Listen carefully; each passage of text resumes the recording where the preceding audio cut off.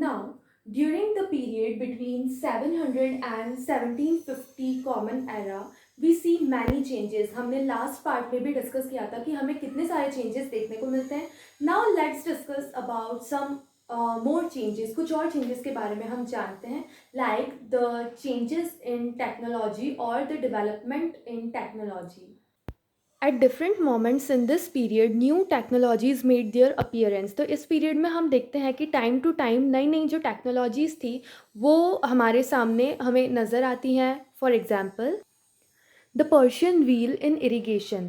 Persian wheel यानी कि जो पर्शिया में जो व्हील यूज़ किया जाता था इरिगेशन यानी कि क्रॉप्स को पानी देने के लिए, खेतों में पानी देने के लिए, वो यूज़ किया जाने लगा. The spinning wheel in weaving, जो हम कपड़े को बुनते हैं, वीव करते हैं, उसके लिए spinning wheel. And fire arms in combat, मतलब युद्ध में जो फायर आर्म्स, जो हम बोल सकते हैं कि जो पुराने टाइप की जो बंदूकें होती थी वो युद्ध में यूज़ किए जाने लगी. See, this is a picture of Persian wheel. ये इरिगेशन में यूज़ किया जाता था और ये मेडिवल पीरियड में ही इंट्रोड्यूस हुआ था इंडिया में. इसे हम आज भी बहुत सारी जगह देख सकते हैं. जो ट्रेडिशनल वे यूज़ करते हैं एग्रीकल्चर का, वहाँ पे हमें कई जगह ये दिख सकता है. नाउ, ये तो हमने टेक्नोलॉजीज़ की बात की. इसके अलावा हमें न्यू फूड्स एंड बेवरेजेस, अलग अलग टाइप की जो खाने पीने की चीज़ें होती है वो भी हमें सब कॉन्टिनेंट में पहली बार आती हुई दिखाई देती हैं. For example potatoes. आलू पहले हमारे यहाँ नहीं होता था. जब पोर्तुगीज़ आए थे पुर्तगाल से, तो उन्होंने आलू को इंट्रोड्यूस कराया था. सो पोटैटोज़, कॉर्न यानी कि मक्का, चिलीज़, टी एंड कॉफ़ी, ये सब चीज़ें पहली बार हमारे सब कॉन्टिनेंट पे अराइव हुई थी और यहाँ पर भी लोगों को पता चला था कि ऐसी भी चीज़ें होती है खाने पीने की. Remember that all these innovations, ये जो जितनी भी हम न्यू टेक्नोलॉजीज़ पढ़ रहे हैं, क्रॉप्स के बारे में हम पढ़ रहे हैं, ये कैसे आई? ये पीपल के साथ आई, लोगों के साथ आई.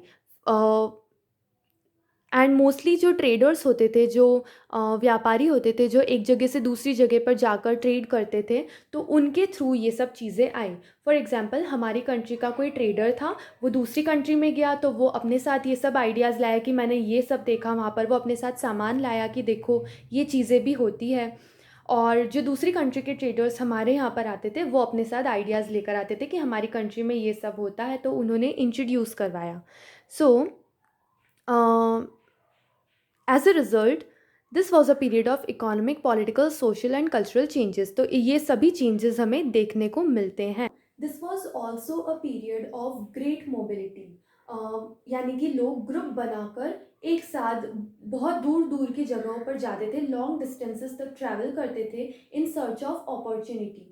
सो उस टाइम हमारे सब कॉन्टिनेंट में, हम जिस टाइम की बात कर रहे हैं मेडिवल टाइम्स की, उस टाइम पर हमारे सब कॉन्टिनेंट में बहुत ज़्यादा वेल्थ थी, मतलब बहुत ज़्यादा धन संपत्ति थी और लोगों को अपॉर्चुनिटीज़ भी बहुत सारी थी कि वो किसी भी काम में अपना लक या फिर अपना फॉर्च्यून आजमा सकें. सो लोग इस कारण से लॉन्ग डिस्टेंस में ग्रुप्स में जाते थे for the search of opportunity. Now, हम इस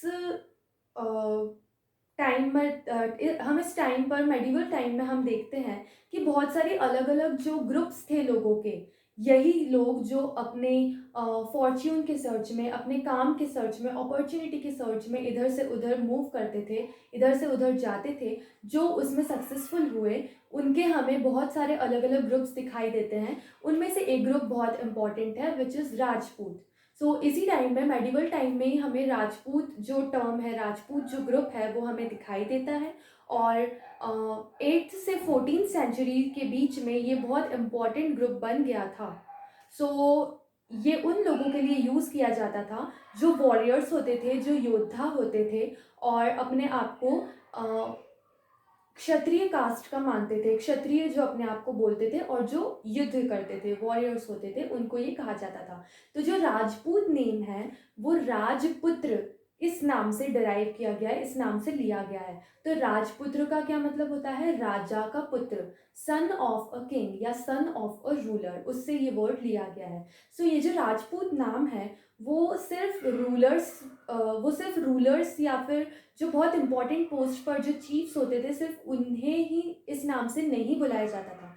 बल्कि आर्मी में जो वॉरियर्स होते थे, जो सोल्जर्स होते थे, उन्हें भी राजपूत के नाम से ही बुलाया जाता था। और इन राजपूत रूलर्स के बारे में जिन पोएट्स ने, जिन कवियों ने और जिन किस्से कहानी लिखने वाले लोगों ने अ, हमें जो इन्फॉर्मेशन दी है, उसके हिसाब से ये जो राजपूत क्लैन थी, राजपूत जो ग्रुप था, वो बहुत ही ज़्यादा वेलर यानी कि बहुत ज़्यादा बहादुर हुआ करता था और बहुत ज़्यादा लॉयल हुआ करता था। मतलब जिसके भी साथ रहता था उसके साथ वो विश्वासघात नहीं करता था, बिट्राई नहीं करता था, मतलब उन पर भरोसा किया जा सकता था, बहुत ज़्यादा लॉयल हुआ करता था। सो ये इन्फॉर्मेशन हमें राजपूत्स के बारे में मिलती है। इसके अलावा और भी बहुत सारे ग्रुप्स थे, जैसे कि मराठास थे, जाट्स थे, सिख्स थे, अहोम्स आसाम का एक ट्राइब है। आसाम में जो ग्रुप हुआ था उस एरिया में, आसाम वाले एरिया में ये लोग रूल करते थे, Ahoms. And Kayasthas were mostly secretaries और दी अकाउंटेंट्स। तो ये जो लेखे जोखा का काम करते थे, जो स्क्राइब्स होते थे, लिखने पढ़ने का काम करते थे, वो कायस्थास होते थे। सो ये जितने भी ग्रुप्स अभी हमने पढ़े, वो पॉलिटिकली बहुत इंपॉर्टेंट थे मेडिवल टाइम्स में। और ये वही ग्रुप्स ऑफ पीपल थे जो कि अपने अपॉर्चुनिटी के सर्च में लॉन्ग डिस्टेंसेस में ट्रैवल किया और उन्हें सक्सेस मिली थी उसे पाने में। Now, throughout this period, there was a gradual clearing of forests and the extension of agriculture. So, हम इस पूरे पीरियड में देखते हैं कि जो जंगल थे, फॉरेस्ट थे, वो क्लियर होने यानी साफ़ होने शुरू हो गए थे और एग्रीकल्चर बढ़ती जा रही थी। सो एक ऐसा चेंज था ये जो कुछ एरियाज़ में दूसरे एरियाज़ के मुकाबले बहुत फास्ट हुआ था। So changes in their due to changes in their habitat it forced many forest dwellers to migrate. अब जो लोग फॉरेस्ट पर डिपेंड रहते थे अपने लाइवलीहुड के लिए, जो जैसे कि हंटिंग करते थे, जानवरों का शिकार करते थे, उनके सामान बेचते थे, या फिर जो फॉरेस्ट प्रोड्यूस पर ही डिपेंड होते थे ज़िंदा रहने के लिए, उनका ऑक्यूपेशन ही वो था, तो उनके हैबिटेट में चेंज आ गया। हैबिटेट का मतलब होता है एक ऐसा एनवायरनमेंट जहाँ पर वहाँ पर रहने वाले जो लोग होते हैं, उनके आसपास का जो एनवायरनमेंट होता है जिसमें वो फेवरेबल हो, जिसमें रहने के उनको आदत हो, सो उसे हम बोलते हैं हैबिटेट। सो अब क्योंकि जंगल कटने लग गए थे, जंगल साफ़ होने लग गए थे, एग्रीकल्चर फैलने लग गया था, तो जो फॉरेस्ट ड्वेलर्स थे, जो ऐसे लोग जो फॉरेस्ट पर डिपेंड रहते थे, उन्होंने माइग्रेट करना शुरू कर दिया। मतलब वो दूसरी जगह पर जाकर रहने लग गए जहाँ पर उनको जंगल मिलते थे। और कुछ ऐसे थे जिन्होंने लैंड को टिलिंग करना यानी ज़मीन को खोदना शुरू कर दिया, और वो भी पीसेंट्स यानी कि फार्मर्स बन गए।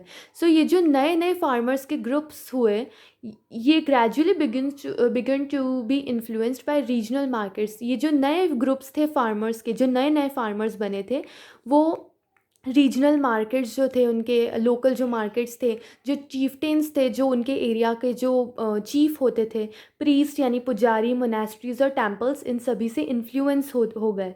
और ये पीसेंट्स एक ऐसी लार्ज और कॉम्प्लेक्स सोसाइटीज़ के पार्ट हो गए जहाँ पर उन्हें टैक्सेस पे करना होता था, ज़बरदस्ती भी करना होता था अगर वो नहीं करते थे तो, नहीं कर पाते थे तो, और उन्हें गुड्स यानी कि सामान या गिफ्ट के रूप में सामान ऑफ़र करना होता था अपने जो लोकल लॉर्ड्स होते थे, जो लीडर्स होते थे उनके गांव के या उनके एरिया के, और उनके लिए सर्विसेज भी प्रोवाइड करनी होती थी। सो एज़ अ रिज़ल्ट हमें बहुत सारे इकोनॉमिक और सोशल डिफरेंसेस दिखाई देते हैं इन्हीं फार्मर्स के बीच में, इन्हीं पीसेंट्स के बीच में।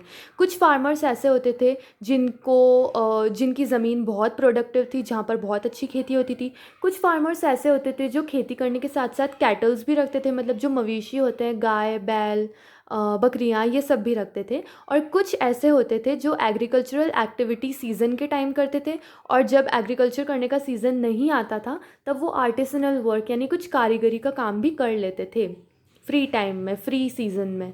सो हम देखते हैं कि जैसे जैसे सोसाइटी मोर डिफ्रेंशिएटेड हो गई, मतलब लोगों के बीच में डिफरेंस बढ़ता गया, तो वैसे ही लोगों को ग्रुप कर दिया गया जातियों में, सब कास्ट्स में, और उनको रैंक किया गया on the basis of their backgrounds and their occupation. वो क्या काम करते थे, उनका ऑक्यूपेशन क्या था और उनका बैकग्राउंड कैसा था। जो अमीर होता था उसको बड़ी रैंक मिलती थी, हायर रैंक मिलती थी। जो थोड़ा कम अमीर होता था उसे थोड़ी कम रैंक मिलती थी। जो बहुत गरीब होता था उसकी बहुत नीचे की रैंक थी। तो ऐसे करके जातियों को ग्रुप किया गया, लोगों को जातियों में बांटा गया। ये जो रैंक्स होती थी ये परमानेंट नहीं होती थी, फिक्स नहीं होती थी। जैसे कोई जाति आज अगर गरीब है तो उसकी रैंक कम होती थी, लेकिन कुछ सालों बाद, कुछ सेंचुरीज़ बाद हम देखते हैं कि उस जाति ने, उस सब कास्ट ने थोड़ी प्रोग्रेस कर ली, वो थोड़ी अमीर हो गई, कुछ और काम करने लग गई और अमीर हो गई। सो उसकी रैंक बढ़ जाती थी। सो ऐसा रैंक्स फिक्स नहीं होती थी। ये पावर, इन्फ्लुएंस और रिसोर्सेज जो उन जाति के मेंबर्स कंट्रोल करते थे उस पर बेस्ड होती थी। तो जो स्टेटस होता था एक जाति का वो अलग अलग एरिया में डिफरेंट होता था। ये जो जातिज़ होती थी ये अपने रूल्स और रेगुलेशंस खुद बनाती थी ताकि उनके मेंबर्स जो हैं वो उन्हीं रूल्स रेगुलेशंस को फॉलो करें। अब ये रूल्स रेगुलेशंस बनाता कौन था? तो एक असेंबली होती थी एल्डर्स की, जो बड़े बूढ़े लोग होते थे उनकी एक असेंबली होती थी। वो ये रूल्स एंड रेगुलेशंस बनाती थी जातियों के मेंबर्स के लिए कि इस जाति के लोगों को ये काम करना है, इस जाति के लोग ये काम करेंगे। और ये जो असेंबली होती थी एल्डर्स की उसे जाति पंचायत कहा जाता था। लेकिन ये जो असेंबली होती थी उसके रूल्स और रेगुलेशंस तो सब जगह के, हर एरिया के जाति के मेंबर्स मानते थे, जिनकी जाति के लिए ये रूल्स प्रिस्क्राइब किए गए थे। लेकिन इन जातिस के कुछ और रूल्स भी होते थे जो उनके विलेज के अंदर रहकर उनको फॉलो करने होते थे। अलग अलग विलेज के अलग अलग अपने रूल्स होते थे जो उन्हें फॉलो करने होते थे। कुछ विलेजेस जो होती थी वो एक मुखिया या फिर एक चीफटेन के द्वारा गवर्न की जाती थी, और together they were only one small unit of a state. मतलब बहुत सारे जो विलेजेस होते थे वो मिलकर स्टेट की एक छोटी यूनिट बनाते थे। Now region and empire. Large states जैसे कि चोलास, तुगलक्स एंड मुगल्स, जिनके बारे में हम आगे के चैप्टर्स में पढ़ेंगे, वो बहुत सारे रीजन्स में अपना एम्पायर फैलाए हुए थे। एक संस्कृत प्रशस्ति, प्रशस्ति का मीनिंग आपने सिक्स क्लास में पढ़ा होगा। एक ऐसा इंस्क्रिप्शन जो कि किसी राजा के बारे में लिखा गया हो और उसकी तारीफ में लिखा गया हो, उसकी प्रेज में लिखा गया हो, सो उसे हम बोलते हैं प्रशस्ति। सो संस्कृत लैंग्वेज में हमें एक प्रशस्ति मिलती है जिसमें कि दिल्ली के सुल्तान घियासुद्दीन बलबन, जो कि 1266 टू 1287 तक रूल किया था, जिन्होंने, उनके बारे में बताया है that he was the ruler of a vast empire. वो बहुत बड़े एम्पायर के रूलर थे और उनका एम्पायर कहाँ कहाँ तक था? ईस्ट में बंगाल, यानी कि गौड़, बंगाल का पुराना नाम था गौड़, तो ईस्ट में बंगाल से लेकर वेस्ट में गजनी जो कि अफ़गानिस्तान में है वहाँ तक था। और पूरा का पूरा साउथ इंडिया यानी कि जो द्रविड़ वाला पार्ट था वो पूरा का पूरा घियासुद्दीन बलबन के एम्पायर में इंक्लूडेड था। सो अलग अलग रीजन्स के जो लोग थे जैसे कि गौड़, आंध्र, केरला, कर्नाटका, महाराष्ट्र एंड गुजरात, उन लोगों ने या फिर उन रूलर्स ने, उनकी आर्मी ने घियासुद्दीन बलबन की आर्मी के सामने अपने घुटने टेक लिए थे। लेकिन जो हिस्टोरियंस हैं वो कहते हैं, उनका मानना है कि ये जो प्रशस्ति में लिखा हुआ है कि इतना बड़ा एम्पायर था, तो वो सही नहीं है। ये सिर्फ एक एग्जिग्रेशन है, यानी कि बड़ा चढ़ाकर ये बात कही गई है। असल में उसका एम्पायर इतना बड़ा नहीं था। So why do you think rulers made such claims? तो आपको क्या लगता है कि रूलर्स ऐसे क्लेम क्यों करते होंगे कि यहाँ से यहाँ तक मेरा एम्पायर है? भले ही उनका एम्पायर नहीं होता था डायरेक्टली, लेकिन वो ऐसा क्लेम क्यों करते थे? Guess and find out. Now here is a map given. यहाँ पर हमें रोमन नंबर्स में जो रोमन नंबर्स जो हमें दिखाई दे रहे हैं वो अलग अलग प्रोविंसेस हैं, अलग अलग प्रांत हैं ड्यूरिंग मोहम्मद तुगलक रेन। मोहम्मद तुगलक एक दिल्ली का सुल्तान था, दिल्ली सल्तनत का, और तुगलक डायनेस्टी का ये रूलर था। तो उसके टाइम पर दिल्ली सल्तनत में कौन कौन सी प्रोविंसेस थी वो यहाँ पर एक्सप्लेन किया गया है, उनके नाम एक्सप्लेन किए गए हैं। और ये इन्फॉर्मेशन हमें किस सोर्स से मिली है? एक इजिप्शियन सोर्स है, इजिप्शियन लैंग्वेज में या इजिप्शियन राइटिंग में लिखा हुआ एक सोर्स है, मसालिक अल अब्सार फ़ी ममालिक अल अमसार, और ये लिखा है शिहाबुद्दीन उमारी ने। सो यहाँ पे हमें जो रोमन नंबर्स दिखाई दे रहे हैं उन एरियाज़ के नाम यहाँ नीचे लिखे हुए हैं कि जो 1 नंबर है वो है शिविस्तान। ऐसे बहुत सारी जगहों के नाम हमें 24 प्लेसेस के, 24 प्रोविंसेस के नाम हमें दिए हुए हैं according to these according to this Egyptian source, इस इजिप्शियन सोर्स में ये हमें दिए हुए हैं नाम। Now language and region. हम आज के टाइम में देखते हैं कि हम अगर अलग अलग रीजन में जाते हैं, अलग अलग एरिया में जाते हैं, तो हमें वहाँ पर अलग अलग लैंग्वेजेस सुनने को मिलती है। फॉर एग्ज़ाम्पल, अगर आप मालवा में हैं तो आपको मालवी सुनने को मिलेगी, आप गुजरात में जाएंगे तो आपको गुजराती सुनने को मिलेगी, बंगाल में जाएंगे तो बंगाली सुनने को मिलेगी, अगर आप साउथ इंडिया के स्टेट्स में जाएंगे तो वहाँ आपको अलग अलग लैंग्वेजेस सुनने को मिलेगी, जैसे तमिलनाडु में तमिल। ये जो डिफरेंसेस थे अलग अलग रीजन में, जो अलग अलग लैंग्वेजेस चलती हैं, ये उस टाइम यानी कि मेडिवल पीरियड में भी थे। इन 1318 द पोएट अमीर खुसरो नोटेड, 1318 यानी कि 14th सेंचुरी में एक बहुत फेमस पोएट थे अमीर खुसरो।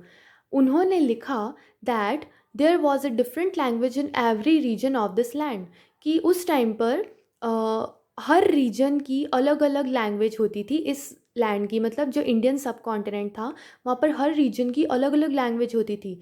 सिंधी, लाहौरी, कश्मीरी, द्वार समुद्री इन सदर्न कर्नाटका, तेलंगानी इन आंध्र प्रदेश, गुजरी इन गुजरात, मालाबरी इन तमिलनाडु, गौरी इन बंगाल, अवधी इन ईस्टर्न उत्तर प्रदेश और हिंदवी इन एरिया अराउंड दिल्ली। तो इतनी सारी लैंग्वेजेस, और भी बहुत सारी लैंग्वेजेस होती थी। ये तो उन्होंने सिर्फ एग्जाम्पल दिया है।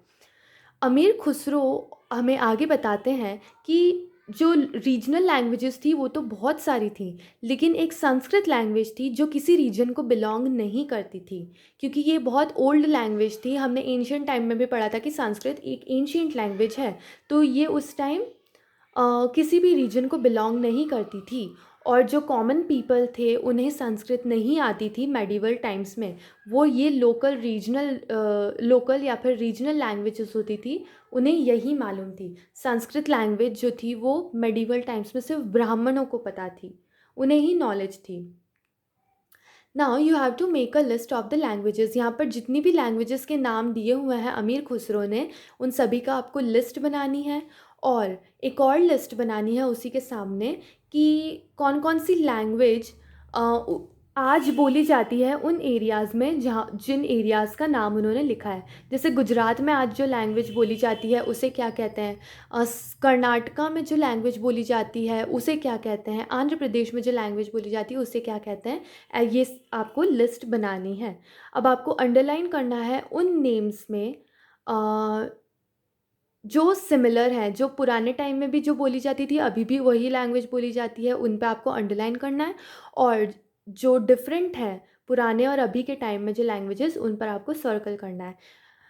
Did you notice that the names by which the languages are known have changed over time. अब आप जब ये लिस्ट बनाएंगे दोनों साइड की, पुराने टाइम की जो अमीर खुसरो ने जो लैंग्वेजेस बताई हैं उसकी लिस्ट, और आज के टाइम में जो लैंग्वेजेस उन एरियाज़ में बोली जाती है उसकी लिस्ट जब आप बनाएंगे, तो आपको आप ये नोटिस करेंगे कि लैंग्वेजेस जो बोली जाती हैं वो उस टाइम से और आज के टाइम में कितना डिफरेंस है, उनमें कितना चेंज आ गया है। By 1700, many regions already possessed distinct geographical dimensions and their own language and cultural characteristics. 1700 AD तक हम देखते हैं आते आते कि बहुत सारे जो रीजन्स थे, ज़्यादातर रीजन्स पहले से ही अपना डिस्टिंक्ट जोग्राफिकल डायमेंशन, मतलब सबका अलग अलग जोग्राफिकल डायमेंशन था, और हर रीजन की अलग अलग लैंग्वेज थी और अलग अलग कल्चरल कैरेक्टरिस्टिक्स, मतलब लोगों का कल्चर हर रीजन का अलग अलग था। इसके बारे में हम आगे के चैप्टर्स में भी पढ़ेंगे। They were also associated with specific ruling dynasties. Now जो अलग अलग रीजन्स थे वो अलग अलग रूलिंग डायनेस्टीज़ से, उन पर जो रूल कर रही थी डायनेस्टीज़, उनसे एसोसिएटेड थे। और क्योंकि अब अलग अलग रीजन में अलग अलग डायनेस्टीज़ रूल कर रही थी, अलग अलग रूलर्स रूल कर रहे थे, उनके बीच में कॉन्फ्लिक्ट होता रहता था, लड़ाइयाँ होती रहती थी एक दूसरे पर कब्ज़ा करने के लिए, राइट। कभी कभी ऐसा भी होता था कि कुछ डायनेस्टीज़ जैसे कि चोलास, खिलजीज, तुगलक्स एंड मुगल्स, जिनके बारे में हम पढ़ेंगे, ये एक ऐसा एम्पायर बिल्ड करने में सक्सेसफुल थे जो पैन रीजनल कहलाता था। What is pan regional? एक टर्म होता है रीजनल और एक होता है पैन रीजनल। रीजनल का मतलब होता है किसी एक रीजन में, किसी एक एरिया में। सो ऐसे बहुत सारे डायनेस्टीज़ थी, बहुत सारे ऐसे किंगडम्स थे जो रीजनल थे, जो किसी एक ही एरिया में रूल करते थे। फॉर एग्ज़ाम्पल, अगर हम बंगाल के रूलर की बात करें, बंगाल में जो डायनेस्टी चल रही थी उसकी बात करें, तो उसका एरिया जो था वो सिर्फ बंगाल, बिहार, उड़ीसा, इसको कंबाइन करके जो बंगाल बनता था उस तक ही लिमिटेड था। लेकिन अगर हम पैन रीजनल एम्पायर की बात करें, तो बहुत सारे रीजन्स को मिलाकर एक एम्पायर बनता था, मतलब एक एम्पायर बहुत सारे रीजन्स पर शासन किया करता था। So that is called pan regional. But not all these empires were equally stable और सक्सेसफुल। लेकिन ये जितने एम्पायर्स के हमने नाम पढ़े जो पैन रीजनल थे, वो इक्वली सक्सेसफुल नहीं थे। मतलब कुछ एम्पायर्स ऐसे थे जो कम समय में ही ख़त्म हो गए, कुछ ऐसे थे जो बहुत सालों तक चले। फॉर एग्ज़ाम्पल, आप अगर कंपेयर करेंगे खिलजी और मुगल्स के बीच में, आपको चैप्टर 3 और 4 में जो टेबल्स दे रखी हैं उनमें आप देखेंगे और कंपेयर करेंगे, तो खिलजीज़ का जो आपको खिलजी डायनेस्टी का जो टाइम पीरियड है वो सिर्फ 30 ईयर्स का है। सिर्फ 30 ईयर्स तक खिलजी डायनेस्टी रही थी, ऑलमोस्ट 30 ईयर्स तक। लेकिन जो मुग़ल डायनेस्टी थी वो ऑलमोस्ट 100 to 150 ईयर्स के बीच तक वो चली थी। So there was a difference in stability और सक्सेस इन दीज एम्पायर्स। कुछ एम्पायर्स कम टाइम में ही ख़त्म हो जाते थे और कुछ एम्पायर बहुत सालों तक चलते थे। When the Mughal Empire declined in the 18th century, it led to the re-emergence of regional states. जब 18th सेंचुरी में मुग़ल एम्पायर डिक्लाइन हो गया, उसका धीरे धीरे पतन होना स्टार्ट हो गया, मतलब वो धीरे धीरे कमज़ोर होता गया, तो वो ब्रेक डाउन हो गया और उससे बहुत सारे जो रीजनल स्टेट्स थे, जो लोकल स्टेट्स थे, वो एमर्ज हुए। बट हम अगर देखें कि जो इम्पीरियल मुगल्स के टाइम पर जो पैन रीजनल रूल था, यानी कि इम्पीरियल मुगल्स मतलब जो स्टार्टिंग के जो मुग़ल रूलर्स थे, जिन्होंने एक पैन रीजनल एम्पायर एस्टैब्लिश कर रखा था इतने सारे रीजन्स पे, तो उनके जो कैरेक्टरिस्टिक्स थे, मुगल्स के जो कैरेक्टरिस्टिक्स थे, वो भी उन एरियाज़ में, उन रीजन्स में हमें दिखाई देते हैं, हमें दिखाई देते थे उस टाइम पर भी। So across most of the subcontinents, the regions were left with the legacies of the big and small states that ruled over them. तो इतने टाइम तक जब रीजन्स पर बड़े और छोटे किंगडम्स ने रूल किया, बड़ी और छोटी डायनेस्टीज़ या एम्पायर ने रूल किया पूरे सब कॉन्टिनेंट में, तो बहुत सारी जो लीगेसीज़ थी उन रूलर्स की या उस एम्पायर की या उस किंगडम की, वो भी उस पर हमें दिखाई देती है। This was apparent in the emergence of many distinct and share traditions. इसकी वजह से हमें एक ही रीजन में अलग अलग ट्रेडिशंस भी दिखाई देते हैं। गवर्नेंस, हम जब पुराने टाइम के टेक्स्ट्स पढ़ते हैं या पुराने टाइम की चीज़ों के बारे में पढ़ते हैं, तो जो गवर्नेंस का टाइप होता था, एडमिनिस्ट्रेशन का टाइप होता था, इकोनॉमी का मैनेजमेंट होता था, कल्चरल हमें चीज़ें दिखती है, और जो लैंग्वेज हमें दिखती है वो भी हमें अलग अलग दिखाई देती है। मतलब हमें दिखाई देता है कि जो रूलिंग डायनेस्टी होती थी उसका असर भी उस रीजन पर पड़ता था। तो हम ये जो 1000 ईयर्स की बात कर रहे हैं, 700 और 1750 AD की, तो हम देखते हैं कि जो अलग अलग रीजन्स के जो कैरेक्टर थे वो आइसोलेशन में ग्रो नहीं हुए। यानी कि भले ही उन रीजन्स पर उन बड़े एम्पायर्स का जो पैन रीजनल एम्पायर के रूप में शासन कर रहे थे किसी भी रीजन पर, सो उस एम्पायर का तो इफ़ेक्ट पड़ा ही, बट उनकी जो खुद की डिस्टिंक्टिवनेस थी वो उन्होंने कभी नहीं छोड़ी। फॉर एग्ज़ाम्पल, अगर हम मुग़ल एम्पायर की बात करें, सो जब मुग़ल एम्पायर बहुत स्ट्रॉन्ग था, एक पैन रीजनल एम्पायर था, तो उसके अंडर जो रीजन्स होते थे, उन रीजन्स पर भले ही मुग़ल एम्पायर का कुछ असर दिखता हो, उसके कल्चर और ट्रेडिशन का कुछ असर हमें दिखता हो, लेकिन एट द सेम टाइम वो जो रीजन्स थे, उनके जो खुद के कल्चर और ट्रेडिशन थे, उनको उन्होंने कभी नहीं खोया, उन्होंने कभी नहीं भूला। सो हमें वो दिखाई देता है। Now find out whether and for how long your state was part of these pan regional empires. अब आप जिस स्टेट में रहते हैं, आप एमपी में रहते हैं, सो आपको पता करना है कि कितने टाइम तक या किसके अंडर, कौन से एम्पायर के अंडर आपका जो स्टेट है वो पैन रीजनल एम्पायर्स के अंडर रहा था। किस कौन सी डायनेस्टी के अंडर रहा था और कितने टाइम तक रहा था, this you have to find out.